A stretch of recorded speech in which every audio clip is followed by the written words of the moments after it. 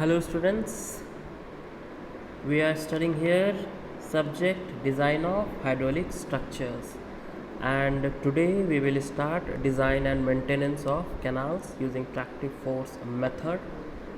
Earlier we have already gone through the diversion headworks, in which we saw how water from a river or stream can be diverted into a canal. Okay, in that we also saw how we can prevent entry of silt into the canal. Okay, we studied about silt excluders. Then we also studied about silt ejectors. Okay, so what we wanted that there should be minimum entry of silt or sediment into the canal. Okay, but obviously it is not possible to exclude the silt 100%. Okay, some silt will definitely enter into the canal, and this silt or sediment will get transported through the canal. Okay, so this is what we have to study in this chapter, that is sediment transport. Okay, so let us begin.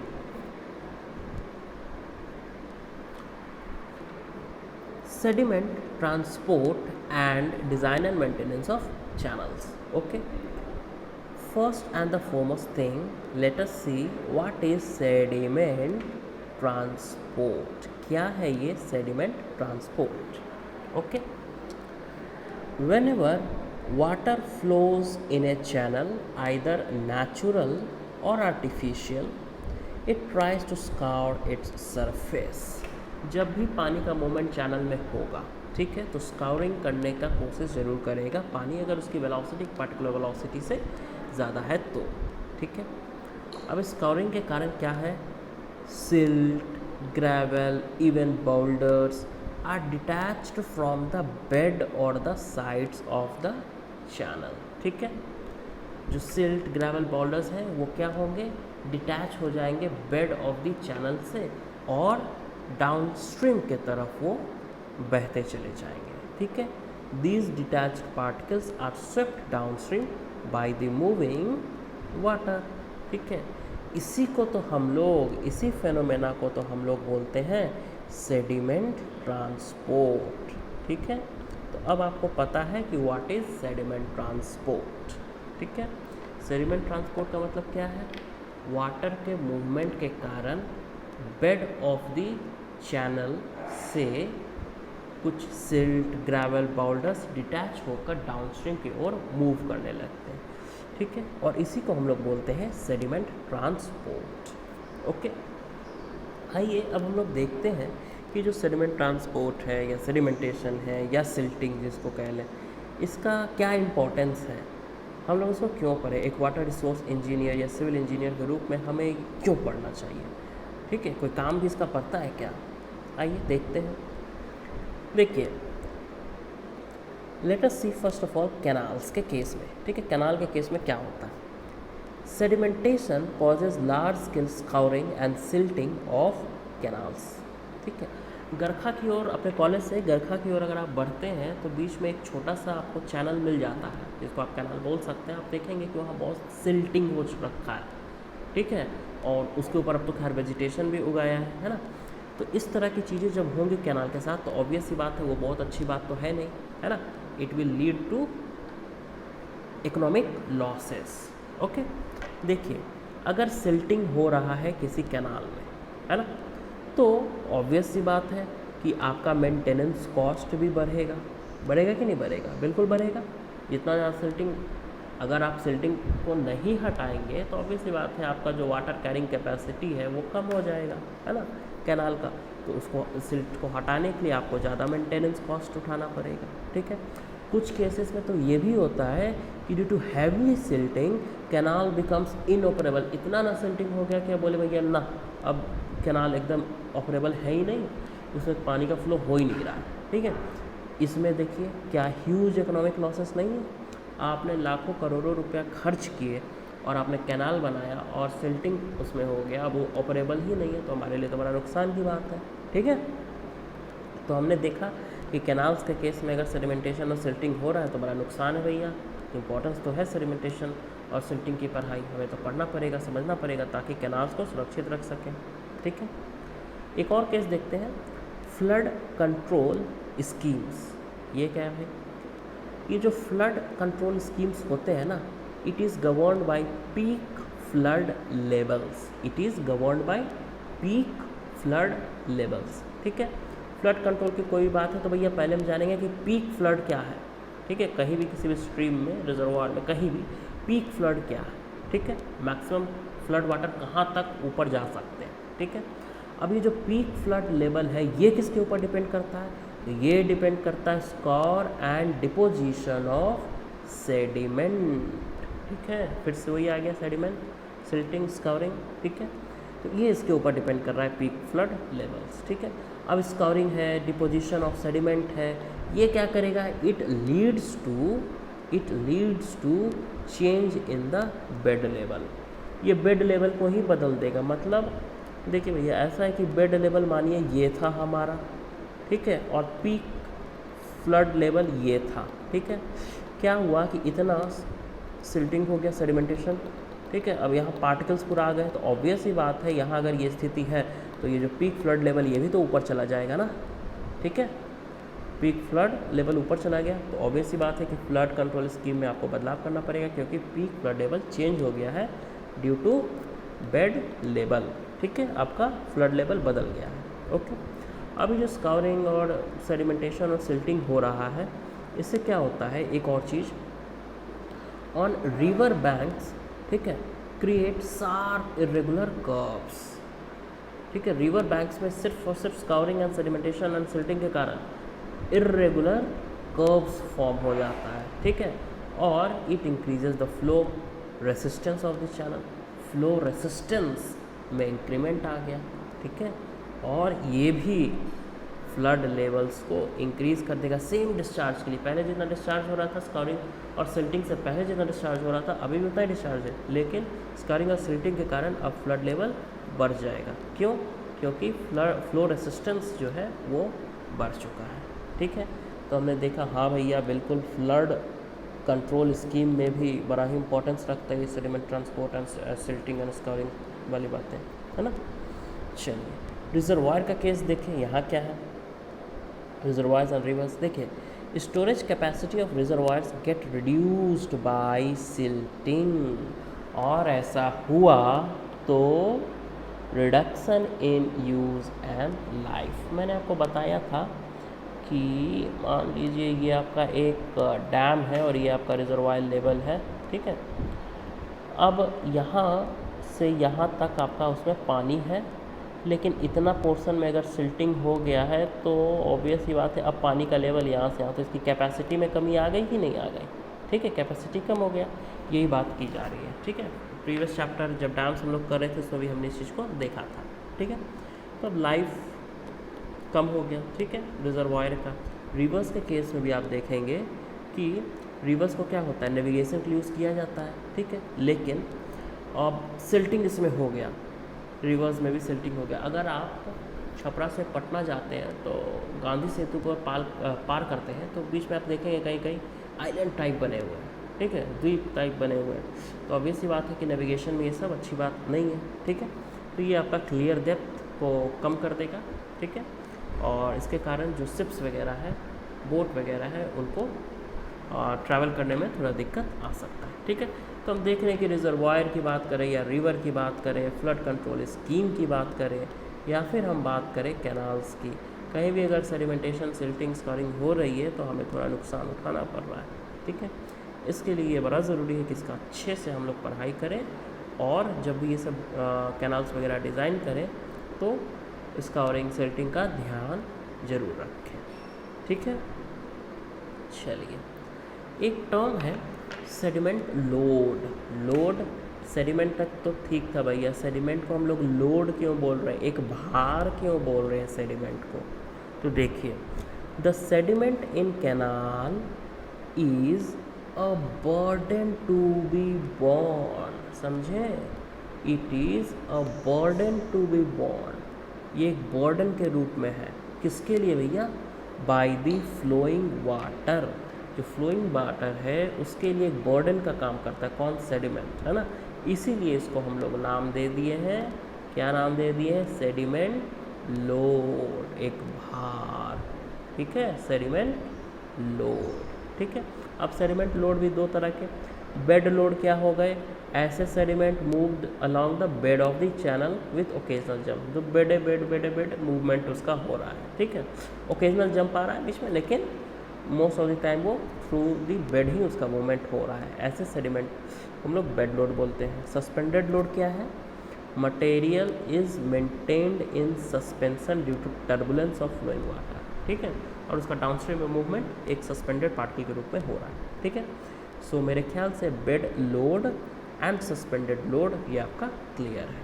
Okay, next let us C bed formation. अब देखिए water के movement के कारण, अलग अलग velocities के कारण bed formation होता है और कुछ चेंजेस होते हैं बेड में। ठीक है, उसको हम लोग थोड़ा डिटेल में भी देखेंगे। ठीक है, द चैनल बेड में be distorted into various shapes by the moving water depending upon the discharge और velocity of water। ठीक है, अलग अलग शेप ले लेगा बेड।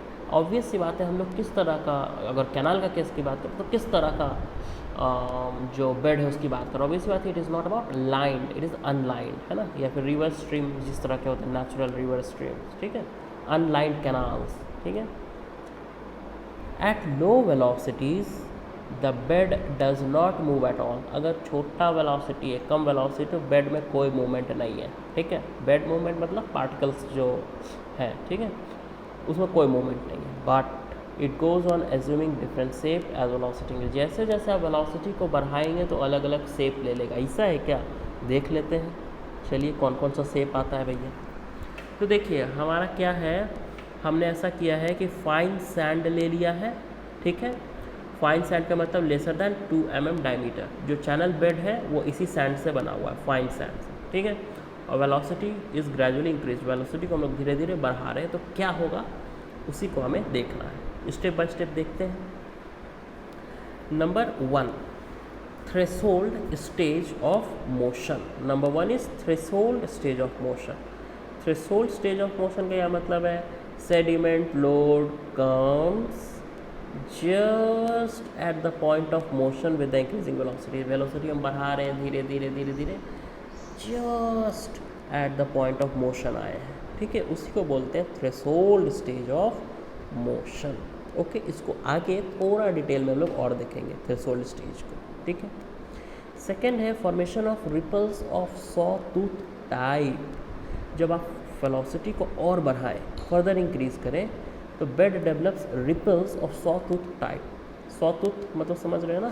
ठीक है, आरी, तो जो आरी का टूथ होता है उसी तरह का शेप ये ले लेता है अगर वेलोसिटी को और आप बढ़ाएंगे। इसको क्या बोलते हैं? Ripples of saw tooth type. Okay, मैं क्या कर रहा हूँ, वेलोसिटी को फर्दर इंक्रीज कर रहा हूँ, तब फॉर्मेशन ऑफ ड्यून्स होगा। देखिए जरा क्या है, as the velocity is further increased periodic irregularities appear and are called dunes। ठीक है, फर्दर इंक्रीज ऑफ वेलोसिटी से क्या होगा? ड्यून्स का फॉर्मेशन होगा। when dunes appear first, ripples are superimposed on them, but at higher velocity ripples disappear and only dunes are left। इस figure को देखिए, जब पहली बार ड्यून का फॉर्मेशन हुआ तो रिपल का सुपर इम्पोजिशन पे उन पर हो रहा है, लेकिन और वेलोसिटी को इंक्रीज़ किया गया तो रिपल्स गायब, सिर्फ और सिर्फ ड्यून्स का फॉर्मेशन यहाँ हो रहा है। ठीक है, ड्यून्स और रिपल्स के बीच कुछ डिफरेंस है वो हम लोग देख लें। ड्यून्स में form in any grain size of sediment. जो बेड पार्टिकल्स हैं उनका साइज कोई भी हो, ड्यून्स का फॉर्मेशन होगा। रिपल्स का केस लेकिन ले तो ripples do not occur if the size of the bed particles is coarser than 0.6 mm। ठीक है, बेड पार्टिकल्स अगर 0.6 mm से बड़े हैं तो उस केस में रिपल्स का फॉर्मेशन नहीं होता। ठीक है, dunes are much larger in length and height, समझे, and more rounded than ripples. अब लार्ज रिवर्स की बात करें तो 15 मीटर हाई और सेवरल 100 मीटर लेंथ होता है ड्यून्स का। और हमारे जो रिपल बाबू हैं इनमें कोई खास नहीं, seldom exceeds 40 centimetre in length and 4 centimetre in height. तो रिपल्स छोटकू छोटकू होते हैं और ड्यून्स बड़े बड़े होते हैं। ठीक है, अगर वेलोसिटी को हम लोग और बढ़ाएं, फर्दर इंक्रीज इन वेलोसिटी, तब क्या होता है, leads to formation of flat surface. ठीक है, फ्लैट सरफेस का फॉर्मेशन हो जाएगा, ड्यून्स भी गायब, फ्लैट सरफेस। ठीक है, हम यहीं नहीं रुके, हमने बोला और वेलोसिटी को बढ़ाया जाए, तो हमने फिर से वेलोसिटी को और बढ़ाया, तो क्या होगा, sand waves in association of surface waves. जैसा है सरफेस वेव वैसा है सैंड वेव, समझें। तो जो बेड का शेप है वो सरफेस का जो शेप है वैसा ही हो जाएगा जब वेलोसिटी को और बढ़ाया जाएगा। ठीक है, हम बोले भैया यहीं नहीं रुकेंगे, हम और वेलोसिटी को बढ़ाएंगे। बोले ठीक है, बढ़ाया जाए। चलिए, जैसे ही वेलोसिटी को और बढ़ाए तो एक समय के बाद क्या होगा, जो आपका फ्राउड नंबर है, फ्राउड नंबर याद है ना जी, जो आपका फ्राउड नंबर है वो 1 से ज़्यादा हो जाएगा। वेलोसिटी बढ़ाने से फ्राउड नंबर 1 से ज़्यादा, और फ्राउड नंबर 1 से ज़्यादा का क्या मतलब है, इसका मतलब है जो फ्लो है आपका वो हो गया है सुपर क्रिटिकल। ठीक है, और जब वेव सुपर क्रिटिकल है तब सरफेस वेव जो हैं वो इतने ना स्टीप हो जाते हैं कि ब्रेक करते हैं बीच बीच में और मूव करते हैं अपस्ट्रीम। ठीक है, और इसका असर क्या पड़ता है, the sediment particles keep on moving downstream. ठीक है, सेडिमेंट पार्टिकल्स तो डाउनस्ट्रीम में मूव करेंगे, लेकिन इसका असर ये हुआ कि अब फॉर्मेशन ऑफ एंटी ड्यून्स होगा, formation of antidunes. Sand waves are then called antidunes. ठीक है, तो ये जो यहाँ मैंने बताया ये पॉइंट, इसके कारण क्या हो रहा है, सैंड वेव्स जो फॉर्म हो रहे हैं उनको हम लोग एंटी ड्यून्स बोलते हैं। क्यों, the direction of movement of bed forms, जो बेड फॉर्म है अलग अलग shape, the direction of movement of bed forms in this reserve is opposite to the that of dunes. ठीक है, बेड फॉर्म का जो मूवमेंट है वो ड्यून्स के अपोजिट है, लेकिन पार्टिकल्स जो है वो डाउनस्ट्रीम में ही मूव कर रहे हैं। ठीक है, ये है किस्सा एंटी ड्यून्स का। ठीक है, the sediment transport rate in this regime is very high. ऐसा जब होगा ना, दैट इज़ क्रिटिकल वेलोसिटी से ज़्यादा। ठीक है, दैट इज़ सुपर क्रिटिकल अगर फ्लो हो तब the sediment transport rate in this regime is very high. ठीक है, लेकिन ऐसा है कि जो कैनाल्स वगैरह होते हैं ना, वहाँ एंटी ड्यून्स रेयरली ऑकर होते हैं। ठीक है, वही डायग्राम एंटी ड्यून्स का यहाँ दे रखा है। Is it clear? Okay, I hope यहाँ तक चीज़ें समझ में आ रही हैं आपको, है ना। Let us now go through mechanics of sediment transport. ठीक है, देखिए सबसे पहली बात एजम्पशन। ये जो भी हम पढ़ाई करने जा रहे हैं ना, इसके लिए हमने एक एजम्पशन ले लिया है। क्या है एजम्पशन, सॉइल इज़ इनकोहेरेंट। जो सॉइल है हमारा वो इनकोहेरेंट है, माने no cohesive forces between particles. ठीक है, हमने एजम्पशन ले लिया कि जो सॉइल है वो इनकोहेरेंट है, कोई कोहेसिव फोर्स पार्टिकल्स के बीच एक्ट नहीं कर रहा है। भैया ऐसे कैसे एजम्पशन ले लेंगे, कुछ तो इसके पीछे लॉजिक होनी चाहिए ना। तो लॉजिक है, ऐसा है कि मोस्ट ऑफ द रिवर्स और river beds in our country are made up of sands and gravels. ठीक है, सारे के सारे रिवर बेड्स जो होते हैं ना, सैंड्स और ग्रेवल्स इसी के बने होते हैं। and hence we confine ourselves to the mechanism of movement of such soils only. ठीक है, और सैंड ग्रेवल्स आपको पता है इनकोहेरेंट नेचर के होते हैं. ठीक है, तो एजम्पशन हमारा वैलिड है. ठीक है, चलिए काम चल जाएगा हमारा. ओके, अब देखते हैं आगे.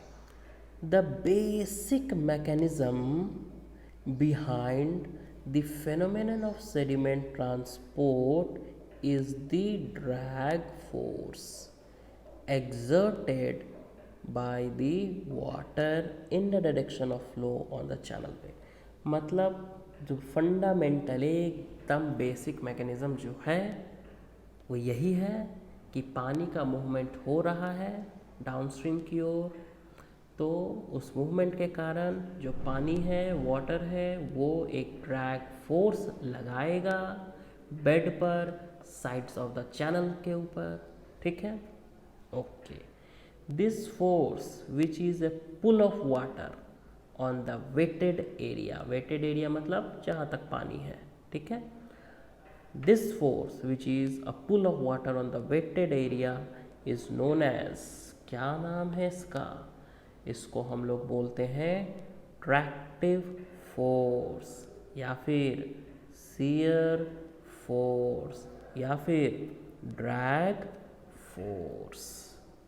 ओके, क्लियर है. इसको हम लोग कोशिश करते हैं समझने का एक डायग्राम के थ्रू. देखिए, ये एक चैनल का साइड व्यू आपको दिखा रहा है. जो चैनल है वो ये रहा. ठीक है, ये आपका चैनल है जो कि हॉरिजॉन्टल से एक पर्टिकुलर एंगल थीटा बना रहा है, आपको दिख रहा होगा. ठीक है, हमने एज्यूम किया है L length of the channel. ठीक है, क्लियर. इसका क्रॉस सेक्शनल जो होगा एरिया होगा, मानिए ये इसका क्रॉस सेक्शनल एरिया है इस चैनल का. ठीक है, तो इस क्रॉस सेक्शनल एरिया को हमने ले लिया है ए. Okay, clear. और आपको ऊपर दिख रहा है जो वाटर का सरफेस है. ठीक है, चलिए वही चीज़ यहाँ लिखी गई है कि let us consider a channel of length L. Okay, and cross sectional area A. The volume of water stored in channel बताइए तो भैया, वॉल्यूम ऑफ वाटर कितना होगा, तो cross sectional area A into L. खत्म कहानी, ए इंटू एल. यही है ना volume of water stored in the channel. ठीक है, ओके. अब जरा ये वॉल्यूम ऑफ वाटर जो भी है इसका एक वेट होगा ना जी, जो नीचे की ओर एक्ट करेगा, वही इस डायग्राम में आपको दिखाया जा रहा है. ठीक है, वेट कितना होगा, वेट बोले भैया वेट जो है वो होगा कितना, तो अगर मैं वॉल्यूम को इसके यूनिट वेट से मल्टीप्लाई कर दूँ, गामा इनटू वॉल्यूम. ठीक है, यहाँ आप देख लीजिए नीचे वेट ऑफ वाटर स्टोर्ड कितना, तो gamma into A L. Gamma मतलब गामा ऑफ वाटर ऑब्वियसली. ठीक है, gamma of water into volume. Gamma मतलब क्या होता है भैया, तो ये होता है वेट बाय वॉल्यूम, और गुने वॉल्यूम कर दिया, कट गया वॉल्यूम वॉल्यूम, तो वेट बचा ना जी, वही है वेट ऑफ वाटर स्टोर कितना, तो gamma W into A L. ठीक है, वही वेट नीचे की ओर यहाँ एक्ट कर रहा है. ठीक है, तो अब जरा मुझे बताइए इसका हॉरिजॉन्टल कंपोनेंट क्या होगा. हॉरिजॉन्टल कंपोनेंट कितना होगा, ये तो बचपन से करते आ रहे हैं, gamma into A into L sine theta. Okay, ये चीज़ हमें पता है. उसी चीज़ को मैंने यहाँ लिखा है, horizontal component of this weight will be equal to gamma W A L sine theta. यहाँ तक कोई दिक्कत नहीं है. ठीक है, अब हम लोग जानते हैं फॉर स्मॉल थीटा, अगर थीटा की वैल्यू स्मॉल है तो sine theta is equal to tan theta, and tan theta is equal to slope. ठीक है, ये आपने पहले के सेमेस्टर्स में पढ़ रखा है. ठीक है, मैंने ही पढ़ाया था ये सब्जेक्ट, आपको याद होगा. ठीक है, कि टेन थीटा क्या है, स्लोप ऑफ द चैनल. ठीक है, तो जो horizontal component of the weight है उसको हम लोग लिख सकते हैं gamma W into A into L into S. S is the bed slope. Okay, this horizontal force exerted by water is tractive force. ठीक है, ज़रा नज़र घुमा के देख तो लीजिए, इसका यूनिट क्या है, फोर्स का ही है ना जी। ठीक है, तो उसको हम लोग बोलते हैं ट्रैक्टिव फोर्स। ठीक है, मतलब पानी जो बह रहा है तो अपने वेट के कारण एक फोर्स लगा रहा है ना डाउन स्ट्रीम की ओर, किसके ऊपर, जो बेड पार्टिकल्स हैं, जो बेड है उसके ऊपर। ठीक है, उसको हम लोग ट्रैक्टिव फोर्स बोलते हैं। ठीक है, अब देखिए average tractive force per unit weighted area. ठीक है, हमने क्या निकाल दिया, पर यूनिट वेटेड एरिया। ठीक है, और इसका नामकरण क्या कर दिया, unit tractive force. Unit tractive force मतलब tractive force, unit tractive force मतलब tractive force but divided by wetted area. ठीक है, तो unit tractive force is the tractive force divided by wetted area. तो उसी चीज़ को हमने यहाँ लिख दिया है, gamma W into A into L into S, जो ट्रैक्टिव फोर्स हमने यहाँ देखा था। ठीक है, divided by wetted area. Okay, अब वेटेड एरिया को वेटेड पेरीमीटर इंटू लेंथ लिखने में कोई दिक्कत है जी, लिख सकते हैं, लिख दिया। ठीक है, और वेटेड पेरीमीटर पी अगर डिनोट करना चाहे पी से हमने कर दिया है। ठीक है, तो ये क्वेश्चन हमें मिला है। यहाँ से ज़रा आगे बढ़े तो देखें क्या होता है। हमने ऊपर वाले ए को और नीचे वाले पी को एक साथ ले लिया और लिख दिया ए वाई पी। कुछ जाना पहचाना दिख रहा है जी। तो ए वाई पी क्या होता है, आर होता है, हाइड्रोलिक मीन डेप्थ, जो ऑलरेडी हम लोग पहले पढ़ चुके हैं। इन टर्म्स से आप लोग ऑलरेडी दोस्ती यारी है आपका, है ना। तो फाइनली जो हमारे पास निकल कर आ रहा है वो आ रहा है gamma W R into S. ठीक है, हेंस एवरेज ट्रैक्टिव फोर्स, जिसको हम लोग शियर स्ट्रेस भी बोलेंगे और जिसको टाउ नॉट से डिनोट करेंगे, it will be equal to gamma W R into S, जहाँ gamma W is the unit weight of water, R is the hydraulic mean depth and S is the bed slope. ठीक है, तो average tractive force अगर exam में आता है तो बहुत अच्छे से आप यहाँ तक पहुँच सकते हैं। ओके, अब एक चीज़ यहाँ देखने लायक है कि the unit tractive force in channels except for wide open channels, wide open channels को छोड़ करके, ठीक है, is not uniformly distributed along the wetted perimeter. ये जो आपका वेटेड पेरीमीटर है यही है ना जी, वेटेड पेरीमीटर, जहाँ तक वेट है आपका। ठीक है, बेड जहाँ तक वेट है। ठीक है, अगर यही ऊपर तक आपका होता तो ऑब्वियस सी बात है वेटेड पेरीमीटर फिर भी यही होता है ना, जहाँ तक पानी का लेवल है। ठीक है, तो जो वेटेड पेरीमीटर है इसके अलॉन्ग यूनिफॉर्मली डिस्ट्रीब्यूटेड नहीं है ये। ठीक है, ट्रैक्टिव फोर्स, हाँ ऐसा है क्या। देखिए जो बेड है अलॉन्ग वो तो ठीक है, गामा डब्ल्यू आर एस, लेकिन अलॉन्ग द साइड्स ये देखिए इसका शेप कुछ अलग है। Average value 0.75 gamma W R S. ठीक है, तो ये डायग्राम थोड़ा ध्यान में रखिएगा। ओके, अब देखिए ये समझ में आ गया है। Now we will see again threshold motion of sediment. देखिए यहाँ नंबर 1 जो था, जब हम लोग डिफरेंट वेलोसिटीज़ की बात कर रहे थे, ठीक है, यहाँ थ्रेशोल्ड स्टेज ऑफ मोशन, तो मैंने बताया था इसमें थोड़ा सा डिटेलिंग हम लोग और देखेंगे। ठीक है, तो आइए उसी को थोड़ा सा हम लोग और देख लें। थ्रेशोल्ड मोशन ऑफ सेडिमेंट, देखिए when the velocity of flow through a channel is very small, बहुत ही छोटा वेलोसिटी, एकदम कम वेलोसिटी है ना, तब the channel bed does not move at all, कोई मूवमेंट नहीं है चैनल बेड में। चैनल बेड का मूवमेंट मतलब क्या, द पार्टिकल्स जो है उनमें कोई मूवमेंट नहीं है और channel behaves as a rigid boundary channel. ठीक है, ये क्या बिहेव करेगा, किस तरह, रिजिड बाउंड्री चैनल के रूप में बिहेव करेगा। ठीक है, जो वेलोसिटी बहुत कम है, मतलब बेड में रिजिड बाउंड्री चैनल का मतलब क्या है, बेड में कोई अंतर नहीं आएगा। ठीक है, as the flow velocity increases, flow velocity को आपने बढ़ाना शुरू किया धीरे धीरे, a stage is reached when the shear force exerted by the flowing water on the bed particles will just exceed the force opposing their movement. ठीक है, जो फोर्स अपोज कर रहा है पार्टिकल के मूवमेंट को, उस फोर्स से ज़्यादा शियर फोर्स लगना शुरू हो जाएगा जब आप वेलोसिटी को और इंक्रीज करेंगे। ठीक है, ओके, जस्ट एक्सीड, है ना।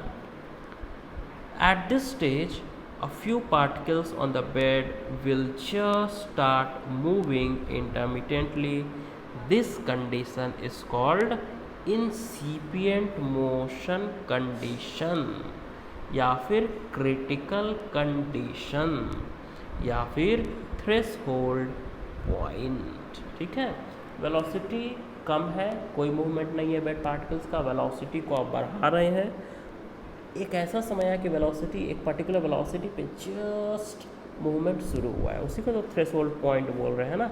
ठीक है, उसी को हम लोग इंसिपिएंट मोशन कंडीशन बोल रहे हैं या क्रिटिकल कंडीशन बोल रहे हैं। ठीक है, अब इसका जानकारी कोई काम का चीज़ है जी, बिल्कुल काम का चीज़ है। ठीक है, a knowledge of velocity at which critical condition occurs is quite helpful in designing stable non-scouring channels admitting clear waters। ठीक है, तो इसका उपयोग बिल्कुल है।